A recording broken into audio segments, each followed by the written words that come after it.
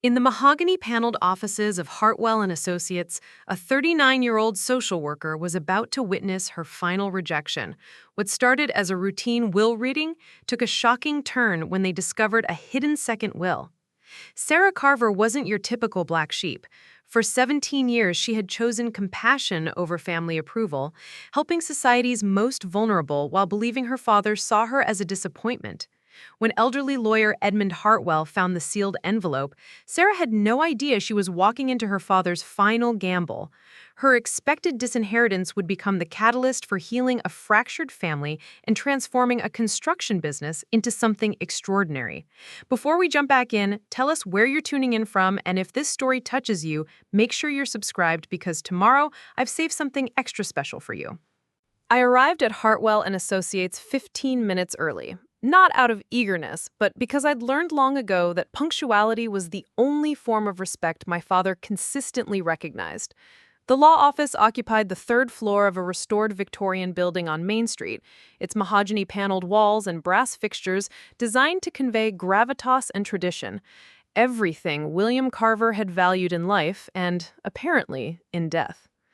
At 39, I had perfected the art of managing expectations, particularly when it came to my family.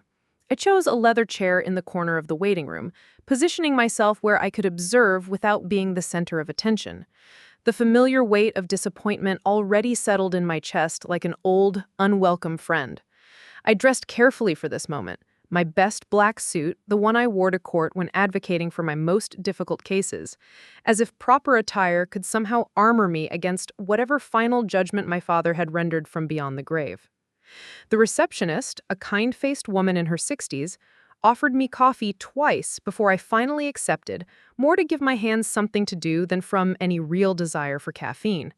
I wrapped my fingers around the warm mug and tried to focus on the mundane sounds of the office, the soft clicking of keyboards, the gentle hum of the heating system, the distant murmur of conversations behind closed doors. Anything to avoid thinking about why I was really here. 17 years. That's how long it had been since my father and I had spoken more than polite pleasantries at family gatherings. 17 years since I'd walked out of his office at Carver Construction, his words still ringing in my ears. Social work? You want to throw away everything I've built so you can coddle people who won't help themselves?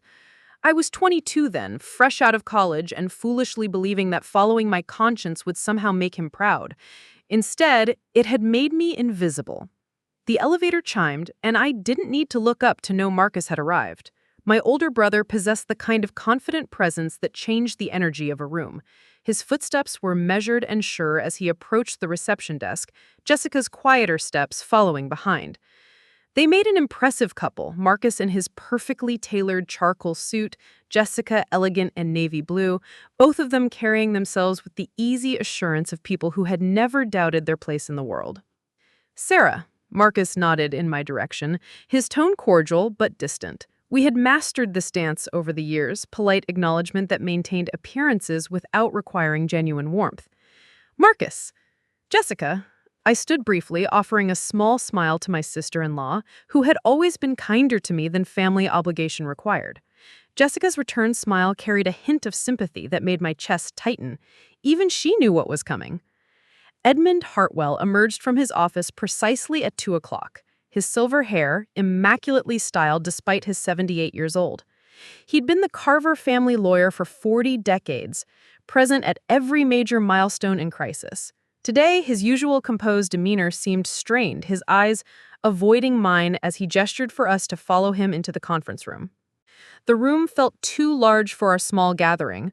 Marcus and Jessica sat together on one side of the polished conference table, their hands briefly touching in a gesture of solidarity that I envied more than I cared to admit. I took the chair across from them, creating a physical representation of the emotional distance that had defined our family for years. Ruth, my father's sister, and the only person who had consistently tried to bridge the gap between us, patted my shoulder gently as she settled beside me. "Thank you all for being here today," Hartwell began, his voice carrying the formal tone he reserved for legal proceedings. As you know, we're gathered for the reading of William Carver's last will and testament. Before we begin, I want to express my condolences once again. William was not only a client, but a dear friend, and his loss is felt deeply by all who knew him. I stared at my hands folded in my lap, willing myself to maintain the composure I'd spent years cultivating. This was just a formality, I reminded myself. Everyone in this room knew how this would unfold. Marcus, the dutiful son who had taken over the family business at 25, who had given my father 2 grandchildren and never missed a Sunday dinner, would inherit everything. I would receive some token gesture, perhaps a small trust fund or a piece of jewelry that had belonged to our mother, enough to maintain appearances, but nothing that suggested genuine value or affection. Hartwell adjusted his wire-rimmed glasses and began reading from the official document. The language was dense with legal terminology, but the meaning was crystal clear. Carver Construction, valued at over $3 million, went to Marcus. The family home on Elm Street, with its sprawling grounds and 4 generations of memories, went to Marcus. The investment portfolio, the real estate holdings, the life insurance payout, all of it flowed to my brother like water following the path of least resistance. To my daughter, Sarah Elizabeth Carver, I leave my collection of first edition novels and the sum of $25,000, with the hope that she will remember the stories we once shared. $25,000 and some old books. I felt the familiar sting of tears behind my eyes, but refused to let them fall. Even in death, my father had found a way to quantify my worth in his life, and apparently it amounted to roughly 1% of what Marcus received. The reference to shared stories felt like salt in the wound, a callback to the few bright moments of my childhood when my father would read to me before bed, before responsibility and disappointment had built walls between us that neither of us knew how to tear down. Marcus received the news of his inheritance with the quiet dignity I'd expected. His face showed appropriate solemnity, but I caught the brief flash of relief in his eyes. The burden of being the chosen one had always weighed heavily on him, and now it was official. Everything he had worked for, everything he had sacrificed, had been validated by this final act of parental approval. Jessica reached for his hand, and I saw her squeeze it gently. She glanced at me across the table, her expression carefully neutral but not unkind. We'd always gotten along well, Jessica and I, perhaps because she'd never felt the need to choose sides in the complex dynamics of the Carver family. She'd married Marcus, not his relationship with his father, and she'd somehow managed to maintain genuine affection for me despite the tensions that surrounded every family gathering. Ruth made a soft sound beside me, something between a sigh and a murmur of disapproval. As my father's only sister, she'd witnessed every family drama, every missed opportunity for reconciliation. She'd tried over the years to play mediator, but some wounds run too deep for good intentions to heal. That concludes the primary bequests, Hartwell announced, setting the will aside. There are a few smaller items, charitable donations and gifts to longtime employees, but nothing that affects the family directly. The silence that followed felt heavy with unspoken thoughts. This was it then, the final chapter of my relationship with William Carver, written in legal documents and dollar amounts. I should have felt relieved that it was over, that I could finally stop hoping for something that was never going to come. Instead, I felt hollow, as if some essential part of me had been carved away. Marcus cleared his throat. Edmund, I want you to know that I'll honor Dad's commitment to the employees and the community. Carver Construction will continue to operate according to his values and vision. I'm sure William would be pleased to hear that, but something in his tone seemed off. He was shuffling through papers on his desk with unusual agitation, his movements lacking their typical precision. I gathered my purse, preparing to leave and return to my small apartment across town, where I could process this final rejection in private. Ruth stood as well, her hand briefly touching my shoulder in a gesture of comfort. Even Marcus was pushing back from the table, ready to begin his new life as the official head of the Carver family. That's when Hartwell made the discovery that would change everything. Wait, he said suddenly, his voice sharp with surprise. He was examining the original will document more closely, running his fingers along the edges of the pages. His face went pale as he examined the envelope, which bore my father's distinctive handwriting and was marked with a date from just 3 months before his death. I I don't understand, he murmured more to himself than to us. William never mentioned, but the instructions are quite clear. He looked up at us with an expression I'd never seen before, confusion mixed with what might have been dread. I must open this, he interrupted, his voice carrying the weight of legal obligation. The instructions are explicit. The room fell into a silence so complete I could hear my own heartbeat. Hartwell's hands trembled slightly as he opened the envelope, extracting a document that looked official and recently prepared. His eyes scanned the pages quickly, and with each line, his expression grew more troubled. "Dear God," he whispered. Then in a voice that seemed to echo from very far away, he began to read the contents of my father's true final testament. Marcus's hand gripped the edge of the conference table so tightly his knuckles went white. The color drained from his face as Hartwell's voice filled the room, each word landing like a physical blow. I, William Robert... Hartwell's voice was gentle as he began. My dear children, if you are hearing this letter, then Edmund has followed my instructions, and you now know the truth of my final wishes. I know this comes as a shock, particularly to Marcus, who has every right to feel betrayed by this revelation. For 42 years, Marcus, you have been the son I demanded you be. You took over the business not because it was your passion, but because it was your duty. You married a wonderful woman, raised beautiful children, and never once disappointed me in any measurable way. But in trying to be perfect, you never got to be yourself. And that is my failure, not yours. Sarah, my stubborn, principled daughter, you have spent 17 years believing I was ashamed of your choices. The truth is, I have never been more proud of anyone in my entire life. You chose compassion over comfort, service over success, and you built a life that matters in ways I was too foolish to understand until it was almost too late. The business goes to you not as a burden, but as an opportunity to transform something good into something extraordinary. Do with it what your heart tells you is right. Include Marcus in whatever way serves you both best. He has earned the right to choose his own path, just as you always have. I leave you both this final gift, the chance to build a relationship based on who you really are, not who I needed you to be. Forgive a foolish old man who loved you both more than he could ever say. The silence that followed was deafening. Marcus pushed back from the table so abruptly his chair toppled over. He strode to the window, his shoulders rigid with tension and shock. 40 years, he said to the glass, 40 years of my life, and it was all for nothing. Marcus, Jessica started, don't. His voice broke on the word. Just don't. I stared at the documents spread across the table, my father's careful handwriting blurring through tears I could no longer hold back.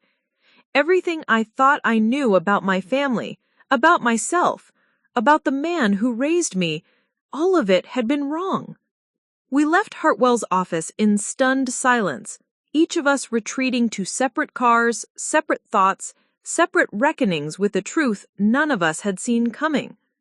I drove for hours without destination, taking random turns through the familiar streets of our small New England town, past the library where I'd hidden from family tensions as a teenager, past the diner where Marcus and I used to share milkshakes before we learned to see each other as competition, past the park where our mother used to take us before cancer stole her away and left our father to raise 2 children he didn't understand. Eventually, muscle memory guided me to Elm Street, and I found myself parked outside 47 Elm, my childhood home, now somehow mine. The Victorian house sat behind a wrought iron fence my great-grandfather had installed, its wraparound porch and bay windows exactly as they'd been in my memories. The late afternoon sun cast long shadows across the lawn that Marcus had dutifully maintained every weekend for the past 17 years. I sat in my car for nearly an hour, unable to process the reality that this house, this symbol of everything I'd been excluded from, now belonged to me. The key was still on my keychain, though I hadn't used it in years. My father had never formally revoked my access, just made it clear through 1,000 small gestures that I wasn't welcome. Meanwhile, across town, Marcus was facing his own crisis.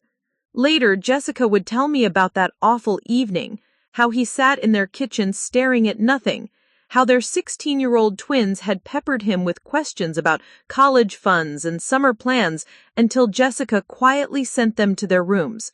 How Marcus had finally broken down at midnight, sobbing into his hands about not knowing who he was anymore if he wasn't William Carver's chosen successor.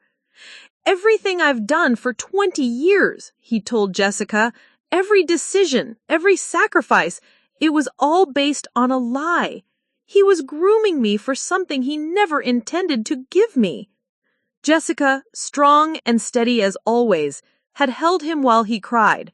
But I know the uncertainty was eating at her too. Their mortgage, the kids' college funds, their retirement plans. All of it had been built on the assumption of inherited security that had vanished in a single afternoon.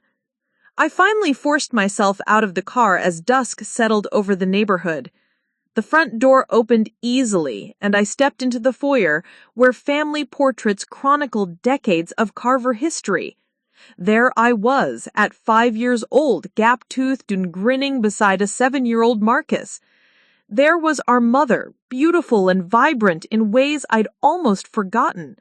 And there was my father, younger and somehow softer in those old photographs, before grief and responsibility had carved harsh lines around his eyes. The house felt like a museum, preserved exactly as it had been when I'd lived here. My old bedroom still contained my childhood furniture, though it had been converted into my father's home office years ago.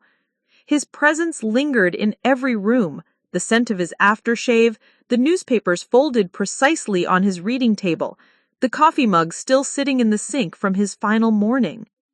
I wandered from room to room like a ghost haunting her own past, touching familiar objects that felt foreign now that they belonged to me. In the living room, family portraits covered the mantelpiece, but I was surprised to notice several recent ones of me that I didn't remember posing for. Pictures from my work with the Family Services Agency, newspaper clippings about cases I had handled, even a photo someone had taken of me at a community fundraiser last year. Had he been following my career? The evidence suggested something I'd never imagined, that despite our estrangement, despite the years of silence and disappointment, my father had been keeping track of my life with what looked suspiciously like pride. I sank into his leather armchair, surrounded by the detritus of a life I thought had no room for me, and finally let myself cry. Not just for the inheritance or the shock of the afternoon, but for all the years we'd wasted, all the conversations we'd never had, all the love that had existed but remained unspoken until it was too late. Somewhere across town, Marcus was having his own reckoning with a lifetime of assumptions.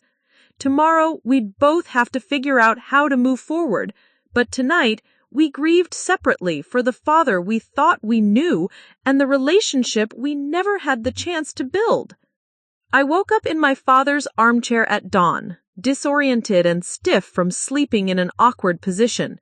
The house felt different in the morning light, more like a puzzle waiting to be solved. If my father had truly been proud of me, if he had been following my career as those photos suggested, then surely there would be more evidence somewhere in his personal effects. I started with his bedroom, feeling like an intruder, even though the law now said everything here belonged to me. His dresser drawers contained the expected items, watches, cufflinks, reading glasses, but tucked beneath his sock drawer was a manila folder that made my breath catch. Inside were newspaper clippings dating back 15 years, every article that had mentioned my work with the Family Services Agency carefully cut out and preserved. There was the story about the domestic violence shelter I had helped establish, the piece about innovative approaches to child welfare that had quoted me extensively, even a small item from when I'd spoken at a community college graduation ceremony. Each clipping was dated in my father's handwriting, filed chronologically like a proud parent's scrapbook. With shaking hands, I carried the folder to his desk and continued searching. In the bottom drawer, I found a collection of handwritten letters, dozens of them, all addressed to me, all unsent. The earliest was dated just months after I'd left home, the paper yellowed with age.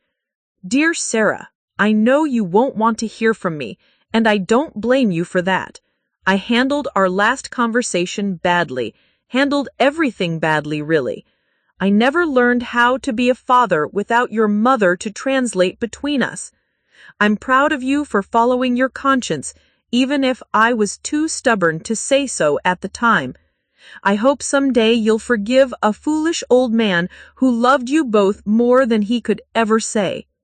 It was signed, but never sent, like all the others. Letter after letter chronicling years of regret, pride in my accomplishments, and a desperate longing to rebuild what we'd lost. One from 5 years ago particularly broke my heart. Dear Sarah, I drove past the community center today and saw you playing with those children in the after-school program. You looked so happy, so full of purpose. I sat in my truck for 20 minutes, working up the courage to come inside and tell you how proud I am of the woman you've become. But I knew I'd lost the right to intrude on your happiness. You built something beautiful without me. Yes, Ruth said simply. William failed you both, and he knew it. That's what ate at him for 17 years. That's why he changed the will. She stood and moved to her kitchen window, gazing out at the garden she'd tended for decades. About 6 months before he died, William came to me in a state I'd never seen before. The doctors had just told him about the cancer, and he was frantic about fixing things before it was too late. He asked my advice about the will, about whether reversing the inheritance would heal the damage he'd done or just create more. What did you tell him? I told him the truth, that you and Marcus were both damaged by his inability to express love without conditions. I told him that Marcus had spent his whole life performing for approval he already had, while you'd learned to live without approval you'd always deserved. I told him that maybe, just maybe, shocking you both into seeing each other clearly might be the only gift he had left to give. Ruth returned to the table, covering my hand with hers. Your father wasn't a bad man, Sarah. He was a wounded one. He lost his wife when you children needed her most, and he never learned how to be both mother and father to you. Everything he did, the pressure on Marcus, the distance from you, it came from fear, not lack of love. But the damage is done, I whispered. Marcus feels betrayed. His whole identity is wrapped up in being the chosen son, and now he finds out it was all performance art. How do we come back from that? Ruth squeezed my hand. The same way you come back from anything that's broken. Carefully, honestly, and with a lot of patience. Your father gave you both something precious in that will, even if it doesn't feel like it yet. He gave you permission to stop performing for each other and start being real.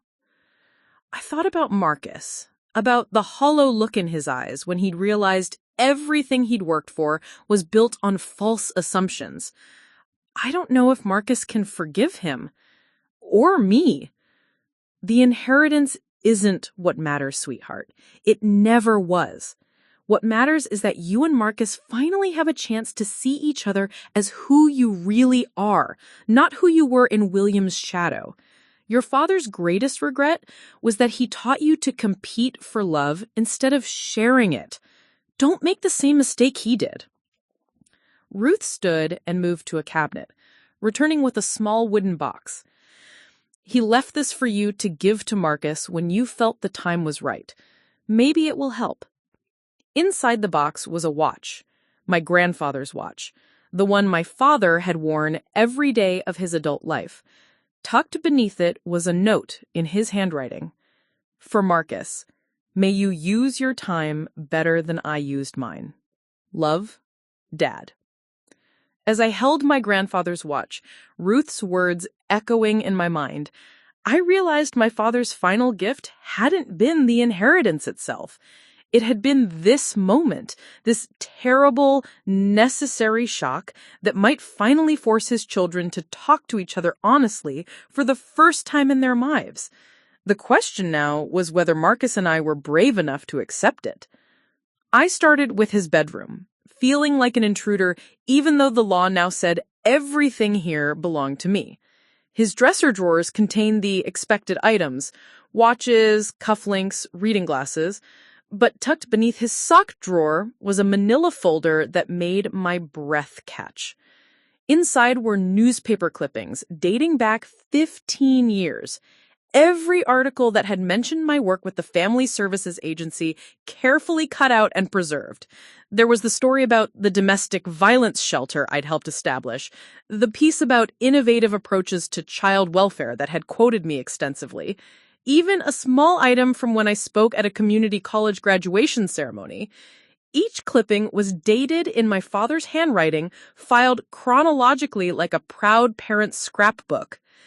With shaking hands, I carried the folder to his desk and continued searching. In the bottom drawer, I found a collection of handwritten letters, dozens of them, all addressed to me, all unsent. The earliest was dated just months after I'd left home. The paper yellowed with age. "Dear Sarah, I know you won't want to hear from me, and I don't blame you for that. I handled our last conversation badly. Handled everything badly, really. I never learned how to be a father without your mother to translate between us. I'm proud of you for following your conscience, even if I was too stubborn to say so at the time. I hope you'll someday forgive a foolish old man who loves you more than he knows how to show." It was signed but never sent, like all the others.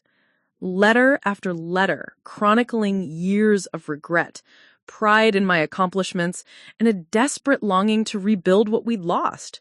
One from 5 years ago particularly broke my heart. "Dear Sarah, I drove past the community center today and saw you playing with those children in the after-school program. You looked so happy, so full of purpose. I sat in my truck for 20 minutes, working up the courage to come inside and tell you how proud I am of the woman you've become, but I knew I'd lost the right to intrude on your happiness. You built something beautiful without me, and maybe that's how it should be. I just wanted you to know that watching you find your calling has been one of the greatest joys of my life, even from a distance." Tears blurred my vision as I read letter after letter, each one revealing the depth of love and regret my father had carried in silence. There were updates on Marcus, too. Worries about the pressure he was under, guilt about the expectations that had shaped his entire life, recognition that both his children had paid a price for his emotional limitations. The most recent letter was dated just 2 months before his death. "My dearest Sarah, the doctors tell me I don't have long, and I find myself thinking about all the conversations we never had, all the times I chose pride over love. I'm changing my will, a decision that will shock everyone, including you. You deserve to know why. Marcus has spent his adult life trying to earn something he already had, my love and approval. By making him my heir, I would only perpetuate the lie that worth must be earned through achievement and conformity. You, on the other hand, learn to define your own worth, to build a life based on your values rather than my expectations. You are already whole in ways I never taught either of my children to be. I'm leaving you the business not as a burden, but as a chance to transform it into something that reflects your values. Do with it what feels right. Include Marcus in whatever way serves you both. You have the wisdom I always lacked to put family relationships before family obligations. I know this letter, like all the others, will go unsent. I'm too much of a coward to face your anger or risk your rejection. But I needed to write it anyway, to record the truth I was never brave enough to speak. You have always been exactly the daughter I hoped for, and I'm sorry it took me too long to realize that being different from me didn't mean you were wrong. I set the letter down with trembling hands, my father's words rewriting 17 years of assumptions about our relationship. He had seen me, had valued me, had been proud of me all along. The distance between us hadn't been disapproval. It had been his own fear and regret, his inability to bridge a gap he'd created but didn't know how to fix. But understanding his motivations only created new questions. How could Marcus heal from this revelation? How could our family move forward when the foundation of our relationships had been built on such fundamental misunderstandings? I gathered the letters and clippings carefully, knowing I'd need help processing what I'd learned. There was only one person who might have more pieces of this puzzle, someone who had known my father longer than anyone and had always tried to protect us from the worst of his emotional limitations. It was time to visit Aunt Ruth. Ruth's house smelled of cinnamon and old roses, exactly as it had throughout my childhood. She'd been expecting me, probably had been waiting since the moment we left Hartwell's. I found her in her kitchen, a pot of tea already steeping, and 2 cups waiting on her worn wooden table. "Sit, sweetheart," she said simply, pouring the tea without ceremony. "I imagine you have questions." I placed the folder of letters and clippings on the table between us. Ruth glanced at them and sighed deeply, her weathered hands wrapping around her teacup like an anchor. "So you found them." I wondered if William had gotten rid of those, or if he'd kept them like some kind of punishment for himself. "You knew about the letters?" "Honey, I knew about everything. William wasn't nearly as mysterious as he thought he was.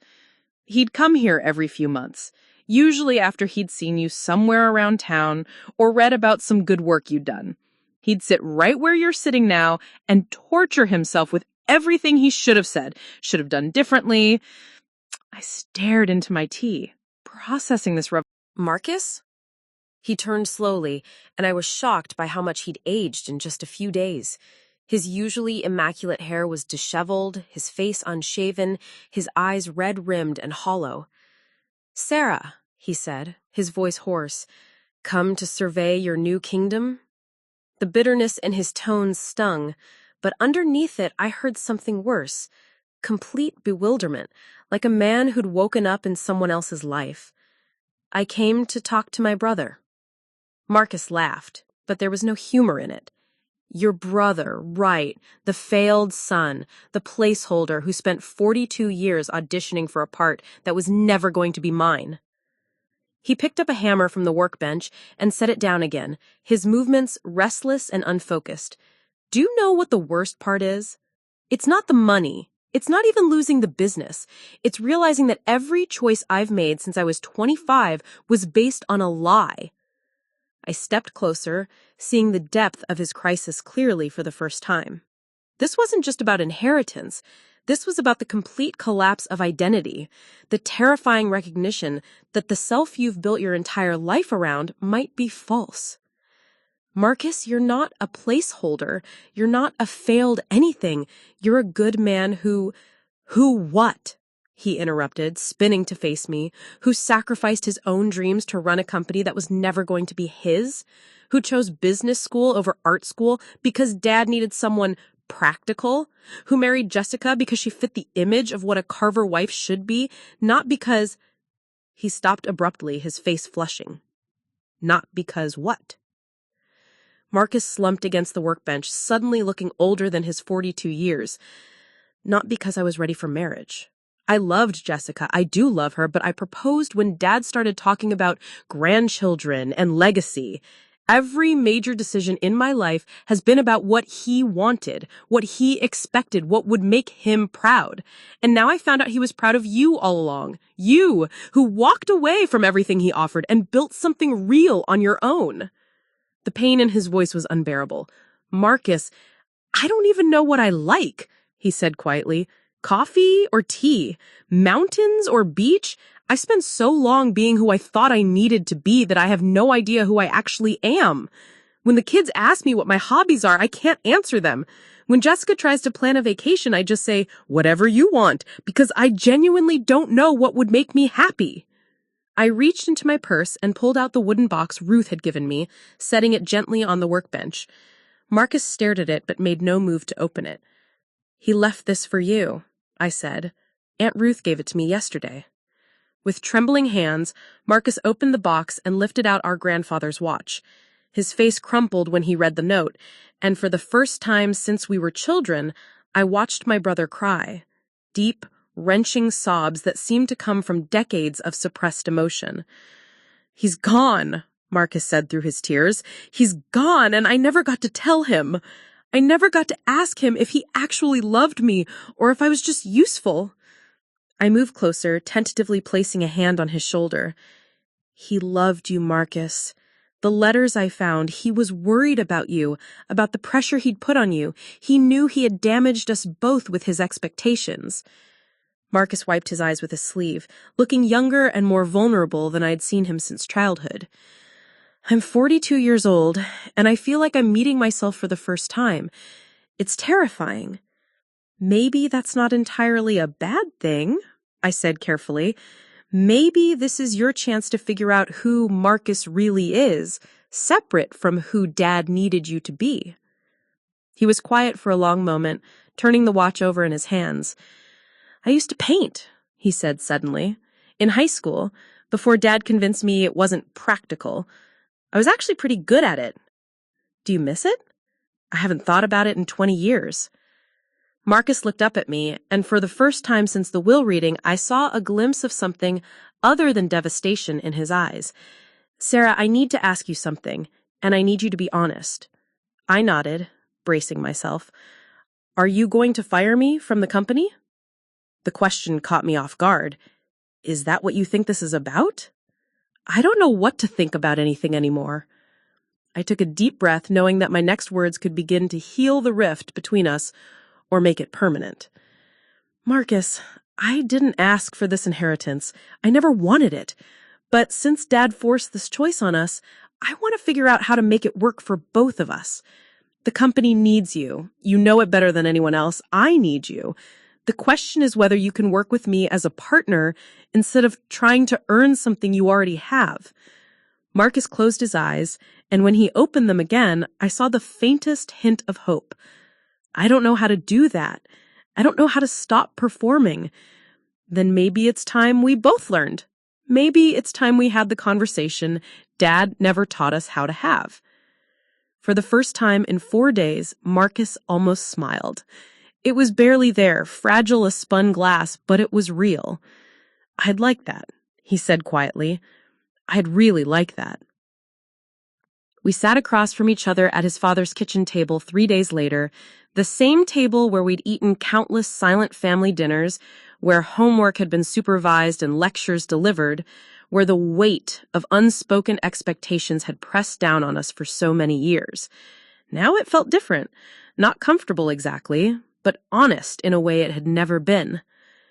Marcus looked better than he had in his garage. He'd shaved, changed clothes, and some of the shell-shocked emptiness had left his eyes, replaced with a cautious willingness to engage. Jessica had encouraged this meeting, even offering to keep the kids busy so we could talk without interruption.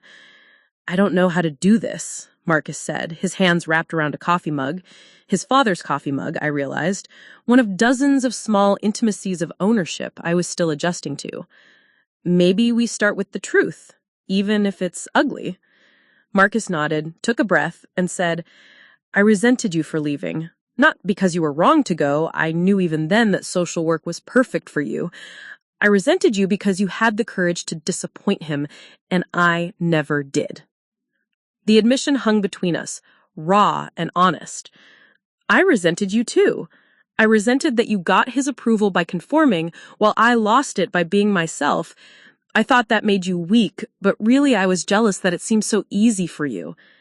Easy? Marcus laughed bitterly. Sarah, do you know how many nights I lay awake wondering if I was enough? How many times I second-guessed every decision, every word, every choice because I was terrified of disappointing him. It wasn't easy. It was exhausting.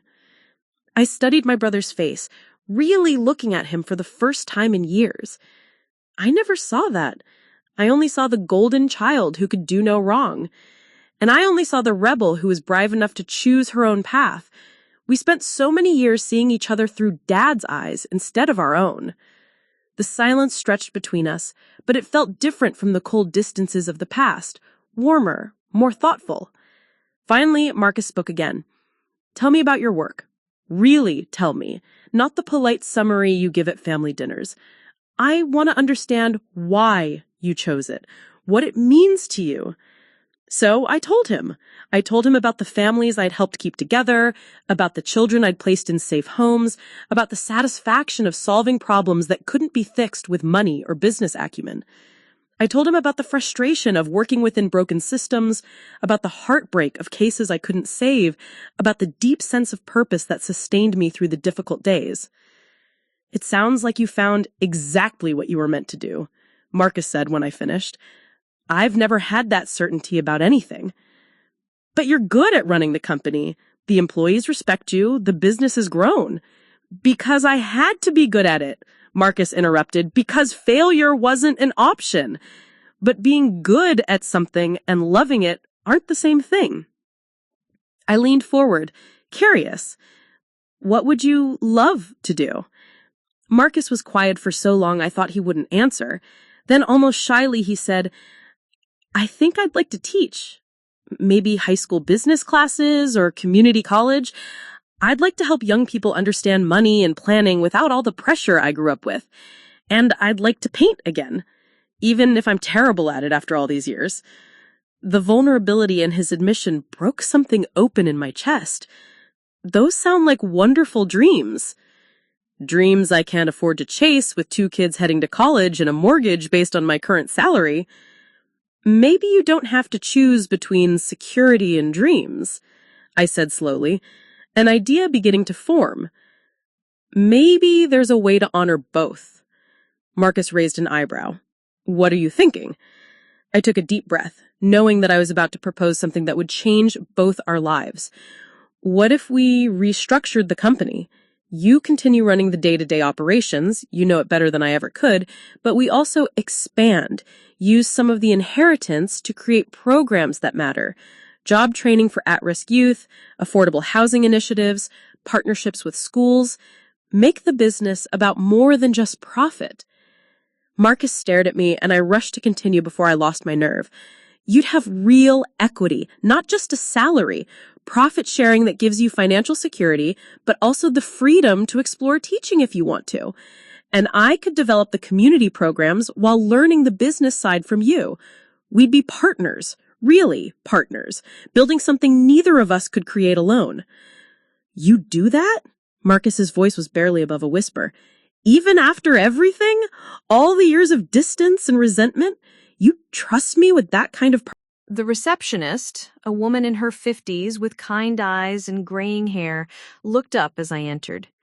You must be Sarah, she said, rising from her desk with a warm smile. I'm Carol. I've been here since you were in high school. Your father talked about you more than you might think. Her words caught me off guard, but before I could respond, she was leading me through the main office area, past desks where people worked on blueprints and computer screens, where phones buzzed with calls from contractors and clients.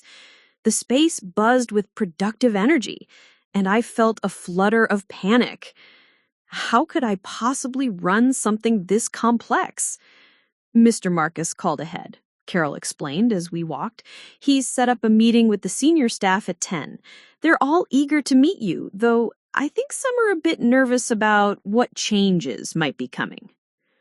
Changes. I hadn't even thought about the fact that my ownership would affect real people's livelihoods, their families, their futures.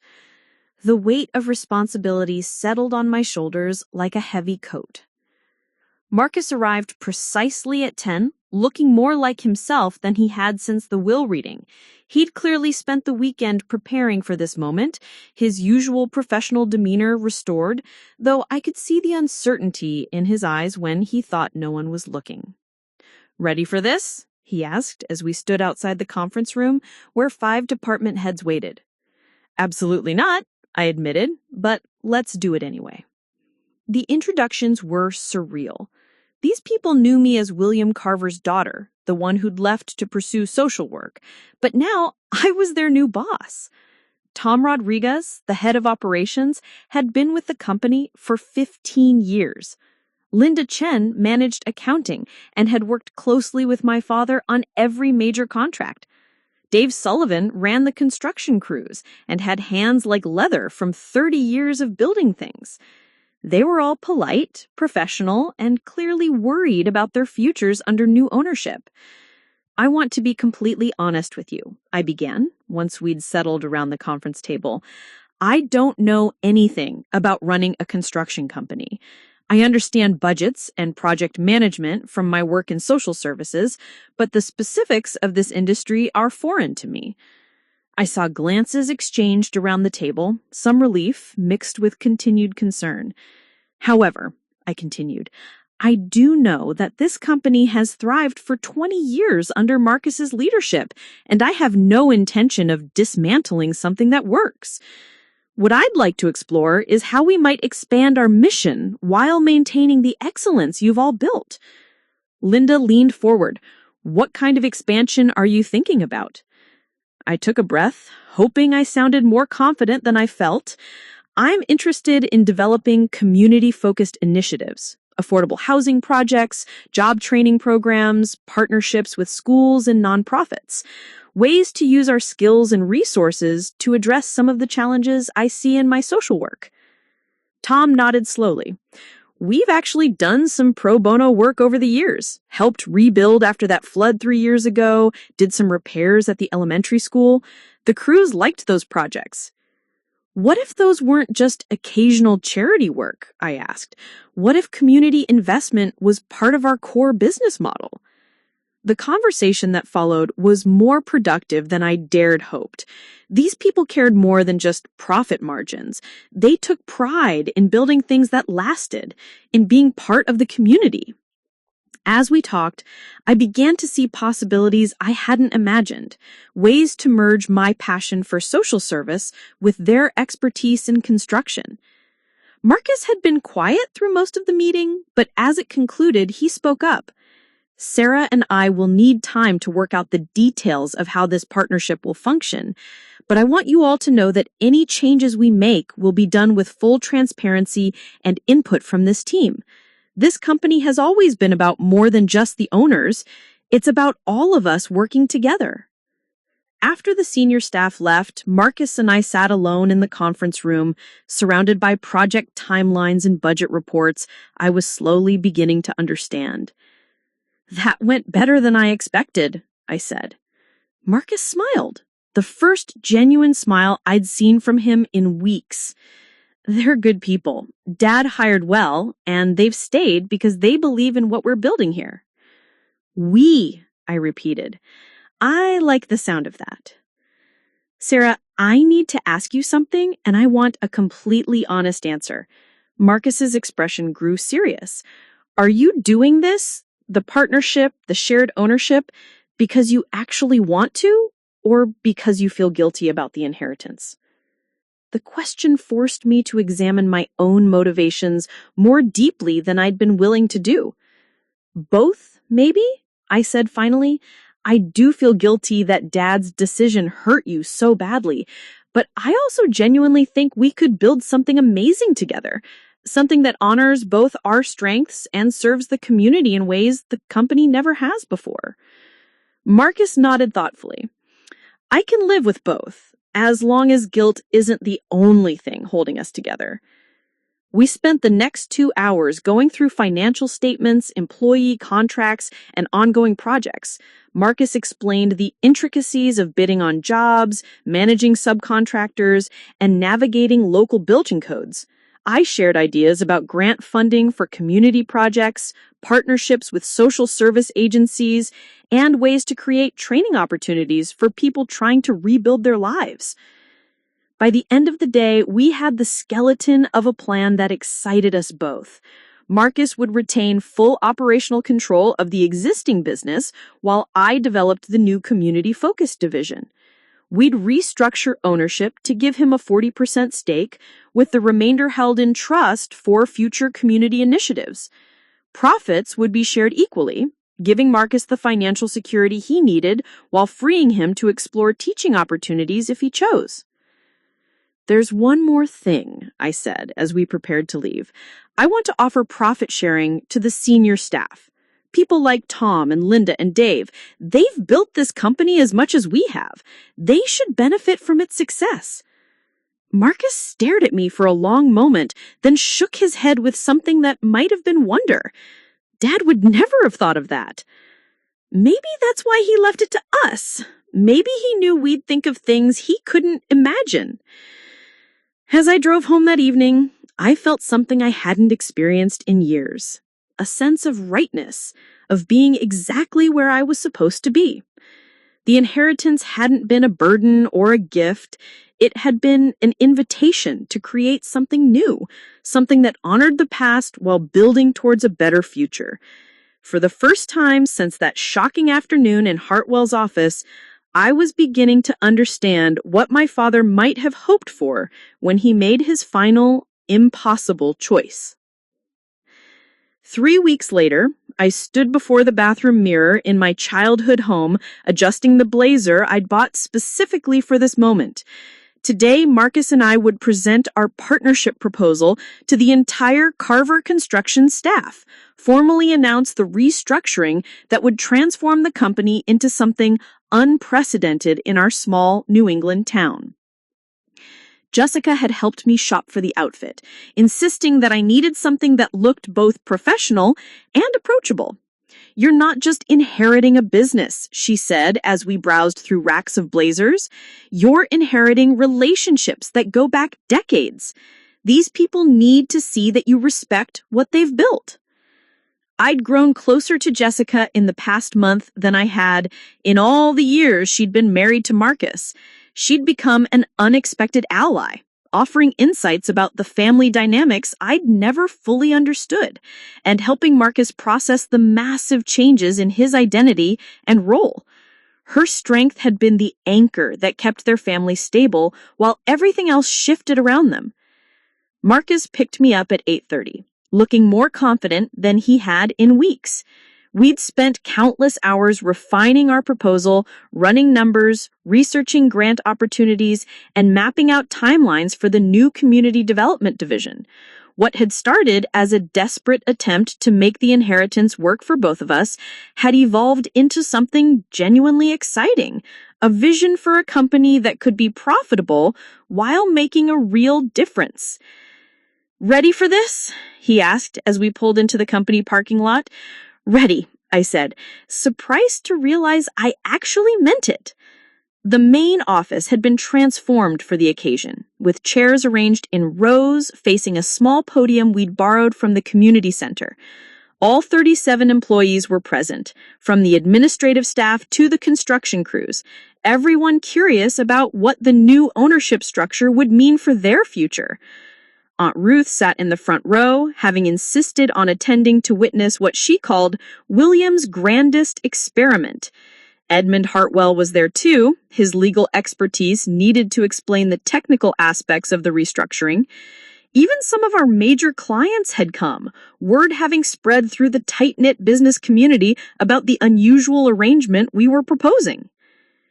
Marcus spoke first, his voice steady and confident as he outlined the operational continuity everyone was concerned about. Nothing about the day-to-day management of existing projects will change. The same standards, the same commitment to quality, the same relationships you've built with clients and subcontractors. Sarah and I will be partners in ownership. Something meaningful, we might be offering our family's young people alternatives we'd never had.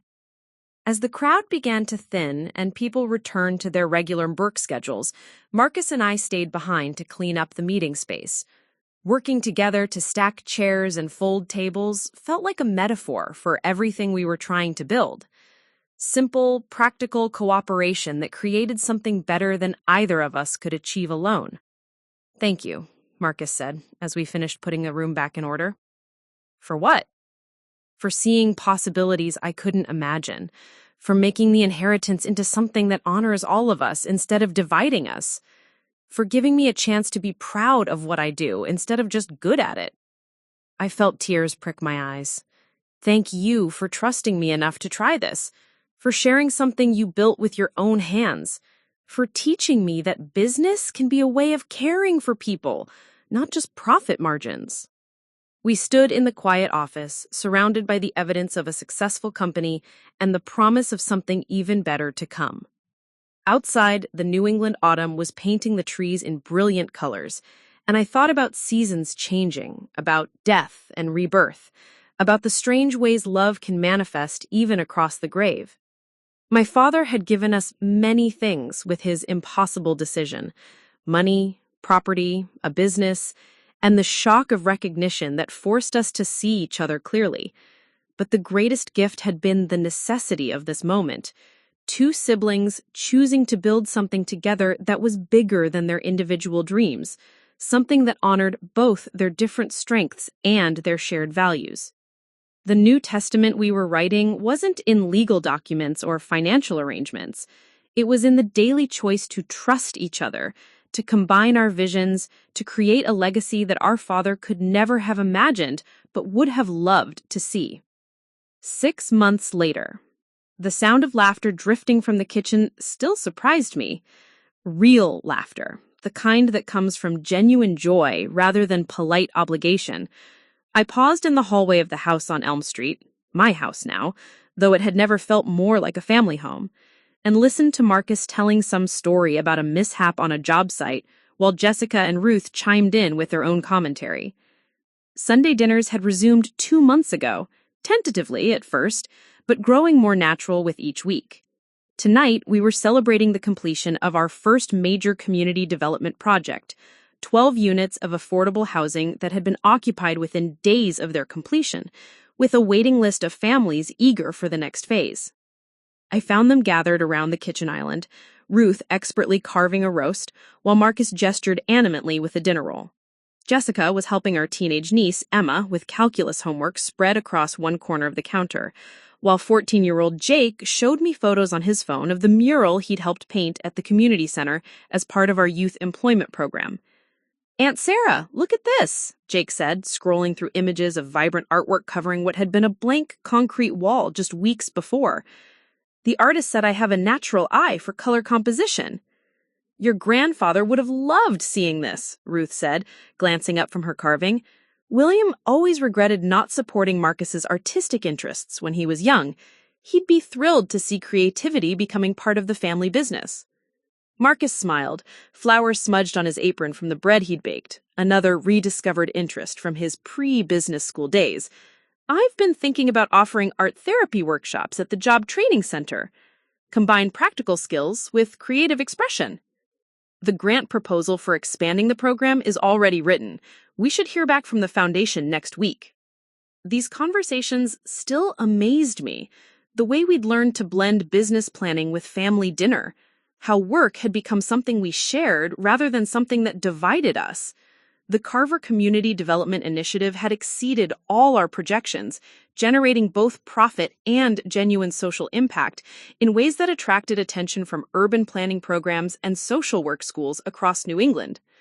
Marcus had started teaching a business skills class at the community college one evening a week, something that energized him in ways I never seen when he was solely focused on construction management. He'd also set up a small art studio in the garage, spending weekend mornings painting landscapes and portraits that revealed a talent that had lain dormant for 20 years. My own transformation had been equally profound. Learning the business side of construction had given me new tools for addressing the systemic issues I'd always cared about. Instead of just helping families find housing, we were creating housing. Instead of just advocating for job training programs, we were running them. The combination of Marcus's operational expertise and my social service background had created something neither of us could have built alone. "How's David settling into his new role?" Jessica asked, referring to my former supervisor who had agreed to leave the County Family Services Agency to become the director of our community outreach programs. "Better than I hoped," I replied. "He's brilliant at connecting our construction projects with the families who need them most, and having someone with his background handle the social service aspects frees me up to focus on the business development side." It had taken months for me to admit to myself that David's feelings for me weren't entirely one-sided, and longer still to risk the friendship we'd built by exploring something deeper. But watching Marcus rediscover parts of himself he thought were lost forever had given me courage to take my own risks. David and I had been officially dating for 6 weeks now, a development that had surprised no one except possibly ourselves. "Speaking of which," Marcus said, setting down his roll with mock seriousness, "we need to discuss your tendency to accept every single project proposal that crosses your desk. The Affordable Housing Initiative is wonderful, but we can't build homes for every family in Massachusetts. Yet," I replied with a grin that made Ruth laugh. "That's pure William," Ruth observed. "He never net a project he didn't think he could tackle, either, though I think he'd be amazed that you found ways to make idolism profitable." After dinner, Marcus and I took our traditional walk around the neighborhood, a habit we'd developed over the past few months, using the quiet evening time to discuss both business concerns and personal matters without the formality of the office. The house on Elm Street looked the same as they had in our childhood, but our relationship to them had fundamentally changed. This wasn't just where we'd grown up. It was where we were choosing to build our adult lives, where Emma and Jake would always have roots, where the next generation of Carvers would learn that family businesses could be more than just profit. "I think I've been thinking about Dad a lot lately," Marcus said as we paused in front of the elementary school where we both learned to read. "Not with anger anymore, but with something like understanding." "What kind of understanding?" Marcus was quiet for a moment, collecting his thoughts. "I think he spent his whole life trying to build something that would last, something that would provide security and stability for his family. But he never figured out how to build relationships the same way he built houses, with attention to foundation, with care for structural integrity, with patience for the long-term vision." I nodded, thinking of the letters I'd found, the evidence of love that existed but remained unexpressed. Maybe that's what the will was really about. Not the money or the business, but forcing us to finally build something together. The foundation he never gave us. The foundation he never knew how to give us, I corrected. I think he was hoping we'd be better at it than he was. We turned onto the street that housed our office building, where lights still glowed in several windows. Tom Rodriguez often worked late, perfecting project timelines with the same dedication he'd always shown. Linda Chen was probably there too, balancing budgets and chasing grants for the next phase of community development. "Do you ever regret it?" Marcus asked suddenly. "Giving up social services for construction management?" "I didn't give up social services. I found a different way to do them. What about you? Do you miss being the sole heir to the empire?" Marcus laughed, a sound that had become more frequent and more genuine over the past 6 months. "I miss the certainty of it sometimes. It was simpler when I knew exactly what was expected of me. But I don't miss the pressure, and I definitely don't miss feeling like my worth was tied to meeting someone else's definition of success." We'd reached the end of our usual route, standing outside the community center where Jake's mural brightened the evening streetlight. Inside, I knew, our job training program would be in session, teaching practical skills to people working to rebuild their lives. Tomorrow, construction would continue on the next affordable housing project. Next week, we'd break ground on a partnership with the school district to create apprenticeship programs. "I think Dad would be proud," I said finally, "not just of what we've built, but of how we've learned to build it together." Marcus nodded, then smiled with the kind of contentment I'd rarely seen in him during our childhood. "I think you're right. And Sarah, I'm proud, too, of both of us. As we walked home together through the quiet streets of our small New England town, I thought about inheritance and legacy, about the different ways love can be passed down through generations. My father had left us money and property and a successful business, but those weren't his most important gifts.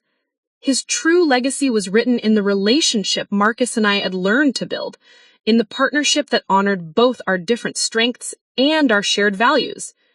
The will that shocked us all those months ago had done exactly what I now believe my father had hoped it would do.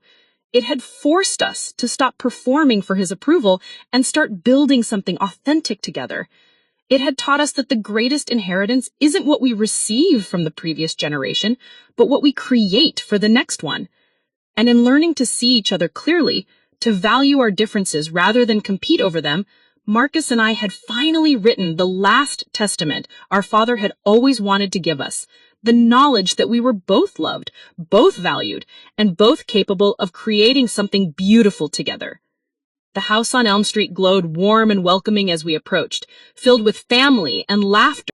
Edmund reached into his jacket and withdrew a sealed envelope, smaller than the one that had contained the second will. William gave me this with instructions to deliver it only after you and Marcus had been working together successfully for a full year. He said I'd know when the time was right. With trembling fingers, I opened the envelope and unfolded a single sheet of paper in my father's handwriting. My dearest Sarah and Marcus, if Edmund is giving you this letter, then my greatest gamble has paid off. You've learned to see each other not as competitors for my approval, but as partners in building something meaningful. I know my methods were extreme, perhaps even cruel. The shock of that day in Edmund's office was calculated to shatter the roles you'd been playing for so long that you'd forgotten who you really were underneath them. I needed you to stop performing and start living. Sarah, you always had the courage I lacked. The ability to choose principle over expectation. Marcus, you have the steadiness I never achieved, the ability to build something lasting without losing sight of what matters. Together, you possess everything I wished I could have been as a father and a businessman. The money, the property, the business, those were just tools.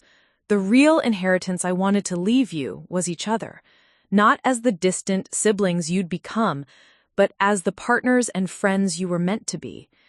Build something beautiful together. Love each other openly.